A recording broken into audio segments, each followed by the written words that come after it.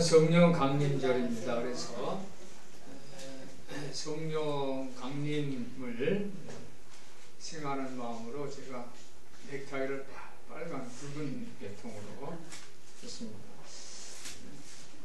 붉은 것을 내고 나니까 좀 이게 옛날 넥타이라 굉장히 넓어요. 이렇게 가렸는데 여러분 제 마음을 받아주시기를 바랍니다. 오늘 사도행전 본문을 보면서 이 책은 누가라는 분이 썼는데요. 누가라는 분이 책을 두 권을 썼습니다. 하나는 누가복음, 또 하나는 사도행전.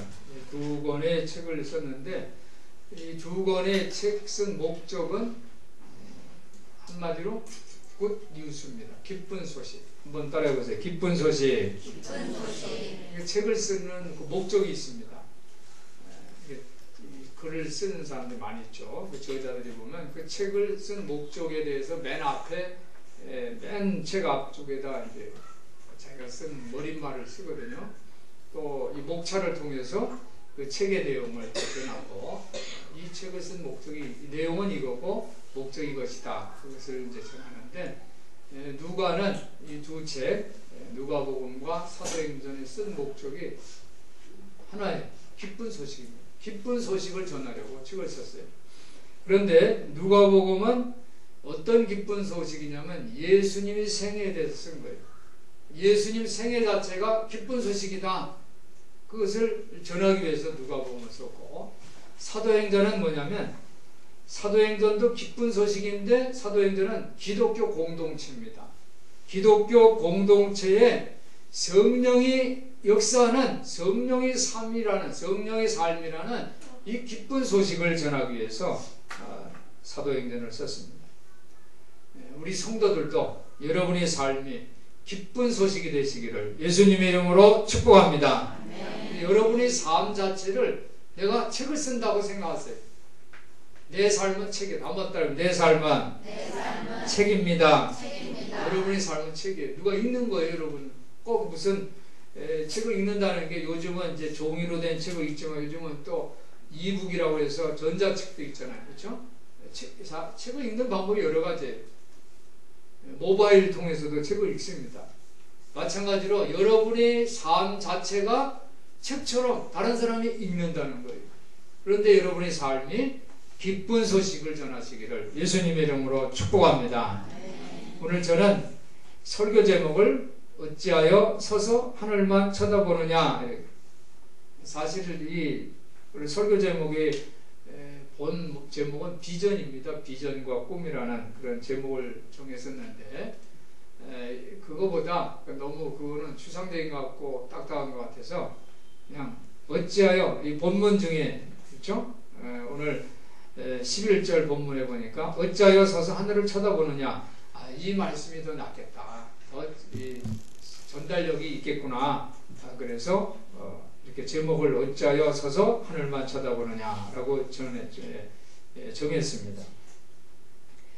누가가 두 번째 쓴 책이 오늘 보면 이제 사도행전인데 이 사도행전을 쓸 때에 제일 먼저 기록한 것이 뭐냐면 2절에 보니까 그의 택하신 사도들에게 성령으로 명하시고 승천하신 날까지 이를 기록하였노라.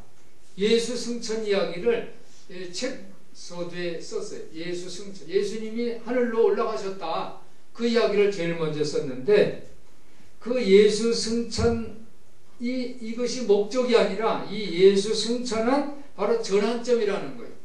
그 전환점, 이게 터닝 포인트, 이것을 어떤 표현을 했냐면 바로 이 천사, 흰 옷을 입은 두 사람이 질문한 어찌하여 서서 하늘만 쳐다보는, 하늘을 쳐다보는 게 뭘 본 거예요? 예수님 승천을 보는 거란 말이에요. 이게 왜 그것만 보느냐라는 거예요. 이게 전환점이에요. 이게 다른 이야기가 또 있다는 거죠. 그 다른 이야기가 뭐냐면 오순절 성령 이야기인 줄 믿습니다. 오순절 성령 이야기, 이 사도행전의 기쁜 소식은 바로 오순절 성령 이야기, 그리고 그 성령을 받은 이 교회 공동체의 이야기가 바로 사도행전의 내용인 줄 여러분들 기억하시기를 바랍니다. 중요한 건 바로 성령을 받은 교회 공동체 이야기라는 겁니다. 이것이 기쁜 소식이다. 이것이 바로 사도행전의 내용입니다. 오늘 1절 보니까 사도행전의 이게 수신자, 이 편지의 수신자를 부르죠. 데오빌로요 그랬어요. 한번 따라해보세요. 데오빌로요. 데오빌로가 누구냐? 성경의 해석자들이 여러 가지 갑론을박합니다. 그런데 이 데오빌로라는 이 이름, 이 뜻이 있어요. 이 데오빌로라는 뜻은 뭐냐면 한번 따라해 보실까요? 하나님의 친구. 이 데오빌로는 하나님의 친구라는 뜻이에요. 그러니까 데오빌로요. 여기 보면 데오빌로 각하 당시의 고위 공직자다. 이렇게 여러 가지 해석하는 분도 있지만 이 하나님의 친구라고 그랬으니까 즉 편지 수신자는 바로 기독교 공동체가 아니겠느냐라고 해석하는 그런 해석도 있습니다. 오늘 먼저 이 쓴 책이 바로 누가복음이라고 했는데 누가복음은 예수의 모든 행적과 가르침을 다 기록을 했습니다. 즉 예수님께서 친히 뽑으신 제자들에게 하나님 나라에 대해서 다 가르쳐 주셨어요. 그리고 예수님이 승천하시기 전까지 그 내용을 다 기록한 것이 바로 누가복음인데 그 다음에 사도행전이 바로 예수님의 생애와 그리고 성령의 권능이 강하게 역사하는 그 교회 공동체 그것을 바로 연결시켜주는 그것을 우리가 알 수가 있습니다. 오늘 사도행전 이 책의 시작은 예수님께서 부활하시고서 40일 동안 한번 따라해보세요. 40일 동안에 예수님께서 뭘 하셨냐면 제자들에게 계속 또 다시 인텐시브 아주 집중해서 교육을 합니다. 예수님께로부터 뭐를 받았어요? 제자들이 교육을 받았어요.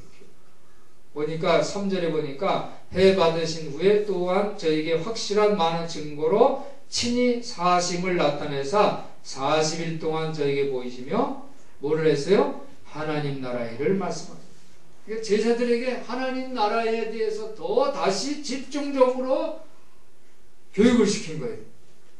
그리고서 예수님이 승천하셨는데 이 예수님이 승천하신 것이 예수님의 모든 생의 끝이 아니라 이것이 바로 새로운 시작이다. 따라해보세요. 새로운 시작이다. 예수님의 승천은 새로운 시작인 것을 여러분들이 마음에 새기시기를 바랍니다. 새로운 시작. 아주 중요한 전환점, 터닝 포인트가 있는데 그것이 바로 뭡니까? 성령을 세례를 받는 거예요. 5절에 보니까 요한은 물로 세례를 베풀어서는 너희는 몇 날이 못돼요? 성령으로 세례를 받으리라. 우리 성도들이 성령으로 세례를 받으시기를 예수님의 이름으로 축원합니다. 성령으로 세례를 받는데 그 어떻게 해서 받았냐는 거예요. 6절에 보니까 예수님의 제자들이 저희가 모였을 때 묻습니다. 주께서 이스라엘 나라를 회복하심이 이때입니까? 라고. 예수님은 계속 이 누가복음에서도 그렇고 또 40일 동안 예수님이 제자들을 하나님 나라의 일을 말씀하실 때도 그렇고 예수님이 뭐라고 그러냐면 하나님 나라가 언제 도래할지 아무도 모른다. 나도 모른다 그랬어요. 그것은 하나님만이 아신다고 3년 동안 가르쳤음에도 불구하고 제자들은 이제 또 마음이 급해져서 바로 이때입니까? 이스라엘을 다시 세워주실 때가 지금입니까? 라고 질문을 하는 거예요. 그럴 때 7절 보니까 가라사대 때와 기한은 아버지께서 자기 권한에 두셨으니 너희 알 바가 아니다. 그때와 그 시기는 아버지 하나님께서 결정하시는 거지 너가 알 바가 아니라는 거예요. 그리고 8절에서 보니까 오직 성령이 너에게 임하시면 너희가 권능을 받는다 그랬어요. 예수님을 따르는 제자들에게 성령의 권능을 주셨어요. 우리 성도들도 성령의 권능 받으시기를 예수님의 이름으로 축원합니다. 이 성령 권능을 받으면 예루살렘과 온 유대와 사마리아와 땅끝까지 이르러서 증인이 된다고 했어요. 누구 중에? 예수 증인. 한번 따라해보세요. 예수 증인. 예수님이 증인이 된다는 거예요. 이 말씀을 하시고 예수님께서 어떻게 합니까? 승천을 하신 거예요. 9절에 보니까 10절에 보니까 올라가실 때에 예수님이 그 제자들이 보는 데서 하늘로 촥 올라가세요. 한번 상상해 보세요. 이 사람이 하늘로 올라가고 있어요. 지금 올라가는데 계속 올라가니까 요즘 뭐 로켓가 뭐 미사일이 올라가잖아요. 그죠? 인공위성이 올라가잖아요. 그럼 올라가면 쫙 불이 일으면서 점점 어떻게 해요? 커져요, 작아져요? 작아지잖아요. 작아지면서 또 구름이 있으면 구름 사이로 싹 들어가서 없어지죠. 예수님이 그렇게 지금 올라가셨다는 거예요. 그래서 제자들이 그걸 자세히 보고 있는데 흰 옷을 입은 두 사람이 이제 탁 제자들 앞에 서서 뭐라고 말을 하는 거예요? 어찌하여 여기 서서 하늘만 쳐다보느냐는 거예요. 제자들은 참 신기했죠. 예수님이 마치 그 인공위성처럼 쫙 하늘로 올라간단 말이에요. 그러니까 그걸 보면서 신기하게 생각하는데 왜 그걸만 보느냐는, 왜 그걸 보느냐라는 거예요. 예수님이 그 하늘로 승천하신 것을 보는 것은 정말로 대단한 사건입니다. 이 제자들은 아마 이 사건을, 예수님이 십자가에 달려 죽으셨는데 부활하신 것도 놀랐지만 부활하셔서 하늘로 올라가시는 예수 승천의 모습이 정말 대단한 역사잖아요. 그래서 그걸 아마 경축하고 그것을 계속 보고 싶었을 거예요. 그런데 천사들은 왜 여기서 하늘만 쳐다보느냐? 이게 뭐예요? 칭찬하는 거예요? 아니면 야단치는 거예요? 칭찬보다는 그렇죠? 야단치는 모습에 가까워. 왜 그걸 보느냐? 심지어 예수님께서 변화산에서 얼굴이 태양처럼 빛나잖아요. 옷이 해처럼 빛났다고 그랬어요. 그렇죠? 그런데 누구하고? 엘리야하고 또 모세하고 이야기를 하니까 베드로가 뭐랍니까? 야, 이거 너무 멋있다. 이 장면은 정말 계속 마음에 두고 싶다 해서 뭐라 그래요? 여기다가 초막셋을 짓고 이걸 기념합시다. 베드로가 그렇게 얘기했잖아요. 근데 예수님 뭐라 그랬어요? 이거 얘기하지 말아라. 제자들은 뭔가 기념하고 싶은 거예요. 제자들은 이거 이 장면 정말 놓치고 싶지 않은 거예요. 지금 예수님이 하늘로 올라가시는 이 장면도 정말 제자들은 영원히 눈에 담고 싶었을 거예요. 그런데 하나님의 천사들은 야단을 치는 거예요. 왜 그것만 보고 있느냐라는 거예요. 이것은 바로 우리가 하늘만 쳐다보고 있지 말라는 거예요. 신비한 것만 쳐다보고 있지 말라는 거예요. 우리는 이 땅에 있기 때문에 이 땅의 것을 보고 현재의 일을 보고 지상에 있는 이것에 더 관심을 가져라 라는 그런 말씀인 것을 우리 성도들이 기억하시기를 바랍니다. 예수님께서는 실제로 하나님 저 공중에 예수님이 승천하신 그것에 대해서 이 말씀하신 것이 아니라 예수님은 너희가 성령을 받으면 어떻게 해요? 권능을 받고 하늘의 얘기, 무슨 은하수 얘기, 달나라 얘기를 하는 것이 아니라 예루살렘, 한번 따라해요. 예루살렘과 온 유대와 사마리아와 땅끝까지 이르러. 예루살렘, 온 유대, 사마리아, 땅끝은 뭐예요? 언제예요? 이 땅이 얘기해요. 이 땅에 대해서 관심을 가지라는 거예요. 할렐루야. 한번 따라해 보시기 바랍니다. 좋은 일은 반드시 옵니다. 여러분 마음에 새기시기를 바랍니다. 좋은 일은 반드시 와요. 내가 지금 많이 힘들고 어렵고 참 상황이 정말 말할 수 없는 고통이 있다 할지라도 좋은 일은 반드시 온다는 이 믿음을 가지시기를 예수님 이름으로 축복합니다. 제자들은요 지금 너무나도 어려운 때예요. 인생에 어떻게 보면 저들이 삶의 밑바닥입니다. 그들은 예수님 추종하던 예수님이 그들을 떠났어요. 십자가에 달리셔서 죽고 고통받는 것을 봤어요. 부활하시고 승천하셨지만 저들이 마음에는 그 트라우마가 있어요. 저들이 그동안 꿈에 그렸던, 그동안 마음속에 계획하고 그렸던 그 하나님 나라가 세워지는 그런 꿈을 꿨었는데 모든 것이 다 깨져버리고 말았어요.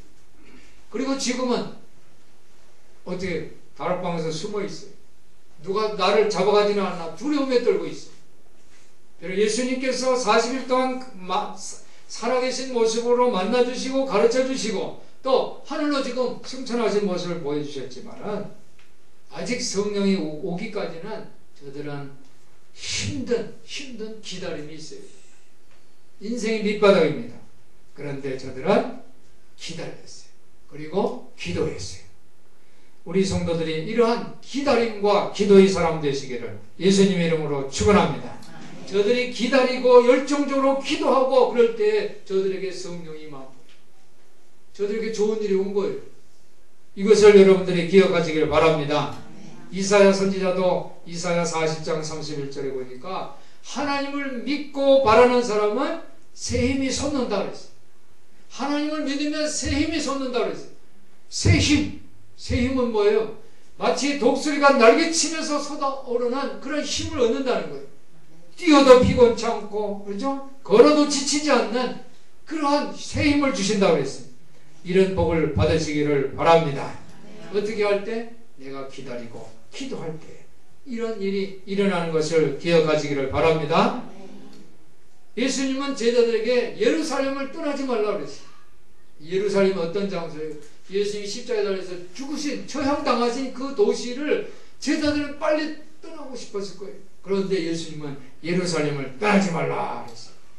제자들은 이 예루살렘이 너무너무 무서운 도시가 됐어요. 왜냐하면 여기 있다가는 잡혀가요. 그런데 예수님은 예루살렘을 떠나지 말라 그랬어요. 그렇죠? 요즘 그 엄청난 큰 사고를 당한 사람들은 이 마음에 트라우마가 있잖아요. 그죠? 그걸 빨리 잊고 싶잖아요. 그것이 인지상정이잖아요. 그런데 예수님은 그 장소를 떠나지 말라고 그러는 거예요. 그 자리에서 기다리고 참고 열정적으로 기도하라는 거예요. 그럴 때 뭘 받게 됩니까? 좋은 일이 생기는 것을 기억하시기를 바랍니다.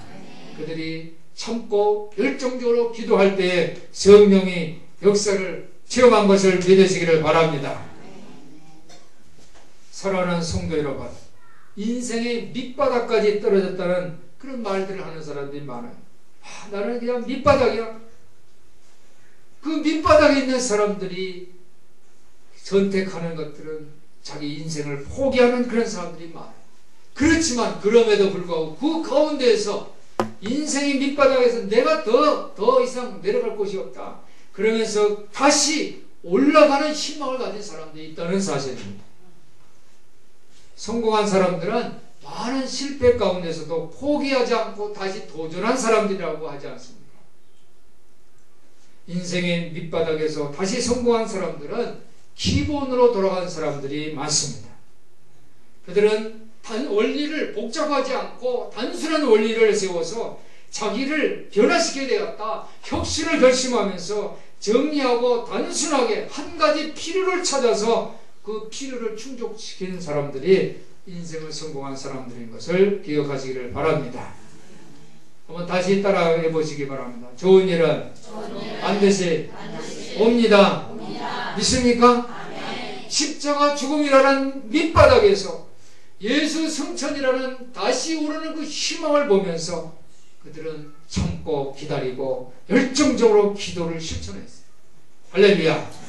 우리 성도들도 예루살렘을 떠나지 마시기를 예수님의 이름으로 부탁을 드립니다. 여러분의 무서운 자리, 정말 도망치고 싶은 그 자리인 그 예루살렘을 떠나지 말고 열정적으로 기도하시기를 바랍니다. 오늘 예루살렘을 떠나지 않고 열정적으로 기도할 때 성령 강림의 역사가 일어났는데, 이 성령 강림의 역사가 뭐냐면 바로 교회 공동체가 설립된 위대한 사건이 된 것을 기억하시기 바랍니다. 이 성령 강림절이 바로 교회가 설립된 그러한 사건이에요. 위대한 사건이에요. 오늘 우리가 기본으로 돌아가는 몇 가지를 나누며 은혜를 받고자 합니다. 한번 따라해 보시기 바랍니다. 하나의 꿈을 가지자. 여러분 하나의 꿈을 가지시기를 바랍니다. 복잡한 거 없어요. 내가 이거 하고 저것도 하고 싶고 이것도 하고 싶고, 내가 하고 싶은 것은 바로 하나의 꿈이다. 아주 단순하게 정하세요. 한 가지. 그것은 바로 하나님 나라의 꿈을 꾸시기를 예수님의 이름으로 축원합니다.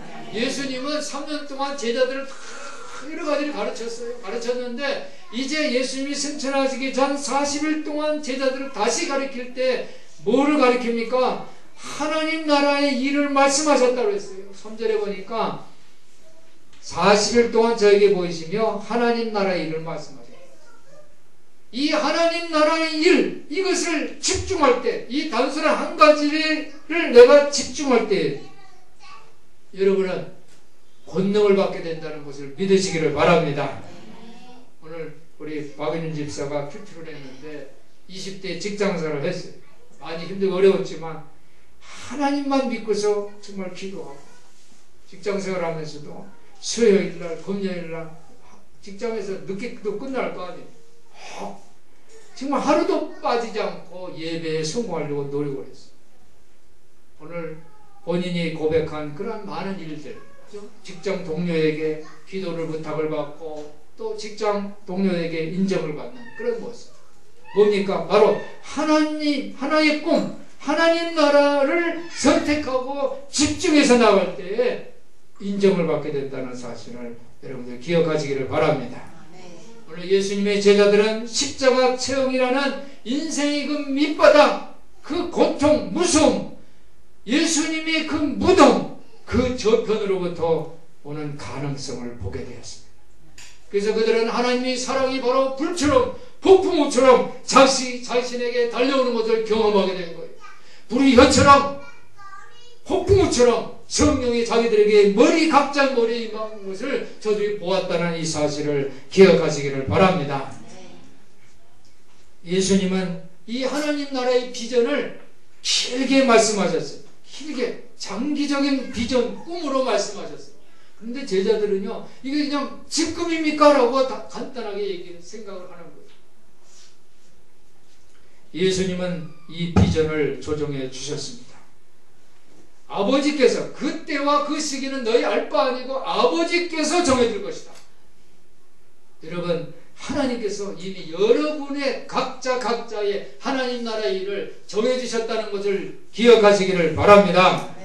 하나님 나라는요, 현재이면서 미래예요.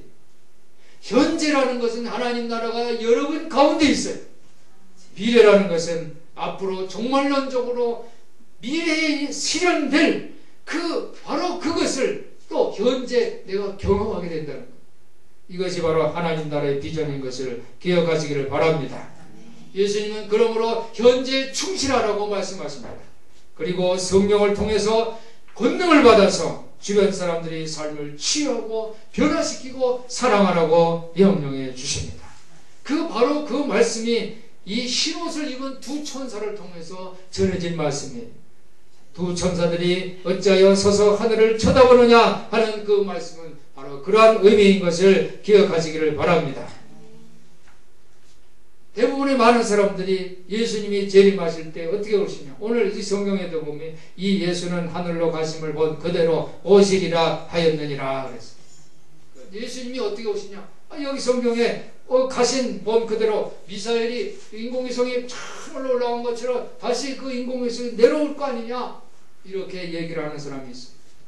그러니까 예수님은 공중에서 구름을 타고 내려오시는데 그때 막 나팔이 울려 퍼지고 구름을 타고 오시는 그 예수님을 말씀하는 경우가 있어요. 그런데 예수님은, 저는 그렇게 믿습니다. 예수님은 실제로는 그런 모습은 바로 예수님이 그 역사의 궁극적인 승리와 영광을 가져온다는 그런 말씀이지, 실제로는 예수님은 어떻게 오십니까? 예수님은 오늘 성령이 오시는 거죠. 그 고통과 그 아픔을 참고 기다리고 열정적으로 기도하는 그 자리에 예수님이 오신다는 것을 믿으시기를 바랍니다. 우리가 낮은 곳, 인생의 낮고 천한 자리, 사람들이 외면하는 그 자리에 예수님은 지금도 오고 계시다는 것을 기억하시기를 바랍니다. 성령은요, 기도의 자리에 왔어요. 성령은요, 정말 내가 대단한 영광, 사람들에게 존경받는 그 자리에 온 것이 아니라 무섭고 두려운 자리, 정말 낮은 자리, 간절하게 열정적으로 기도하는 그 자리에 성령이 오셨다는 것을 여러분들 기억하시기를 바랍니다. 그런 자리에 강한 역사가 일어나는 거예요. 예수님은 성령을 보혜사라고 말씀하셨는데 보혜사는 말할 수 없는 탄식으로 우리를 위해서 기도해 주신다고 했어요.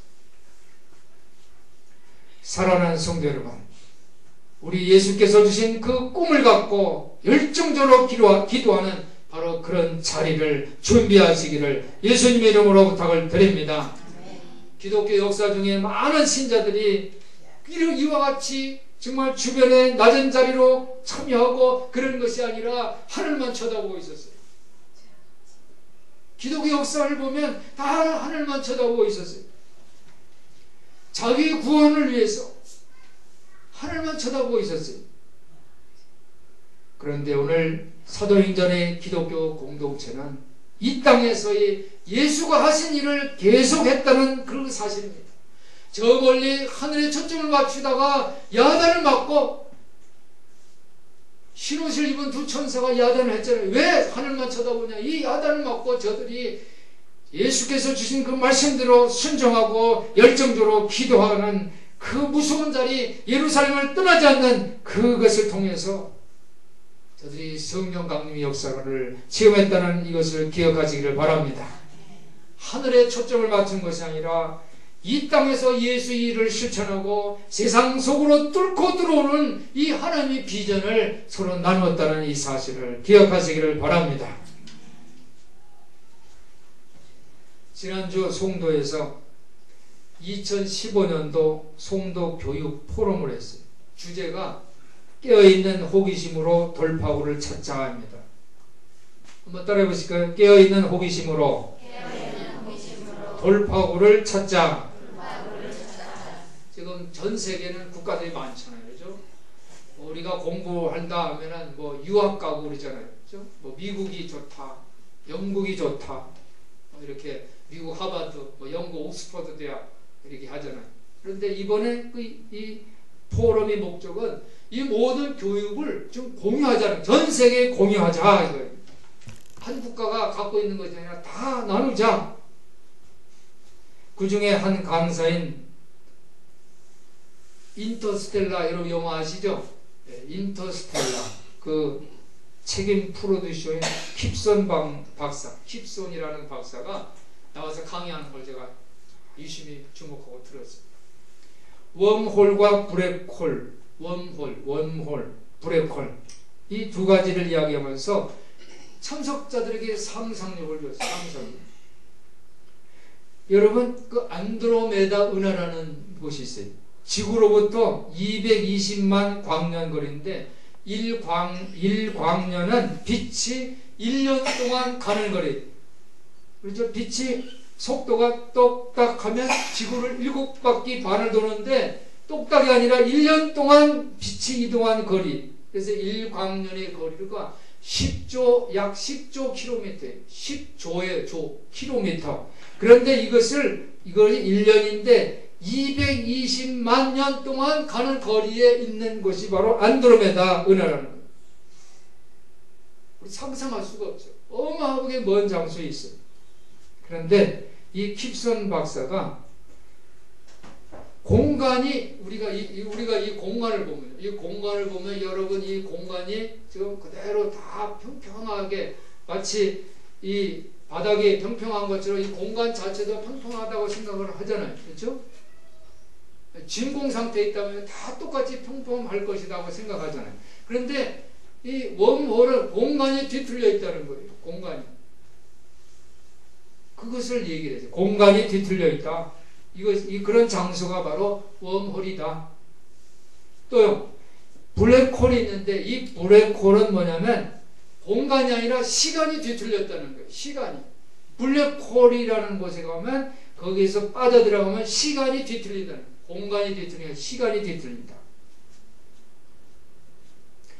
여러분 이게 무슨 소리냐? 머리가 좀 아파지기 시작하죠? 예, 이게 무슨 말이냐면 공간이 뒤틀렸다는 것은 여러분이 만약에 이 공간에 아무도 없어요. 여러분만 앉아있어요. 그러면 여러분이 그 상태가 어떻게 해요? 나 혼자 있으니까 내 생각만 하고 있을 거예요. 그런데 옆에 누가 와서 딱 앉아있어요. 둘이 딱 앉아있어요. 그러면 여러분이 그 에너지를 받게 되는 거예요. 그 사람을 의식하게 돼 있잖아요. 마찬가지로 이 이 우주는 진공이 아니라 우주에 뭐가 있어요? 은하계가 있는 거예요. 그래서 우주도 뒤틀려 있다는 거예요. 공간이. 그 우주에 태양이 있어요. 그리고 우주가 어떻게 빛이 쫙 가면 직선으로 갈 것 같잖아요. 그런데 일식이 있잖아요. 태양이 가려질 때가 있어요. 그래서 과학자들이 이 태양이 가려져 있는 것을 보니까 빛이 휘었어요. 휘어오는 거예요.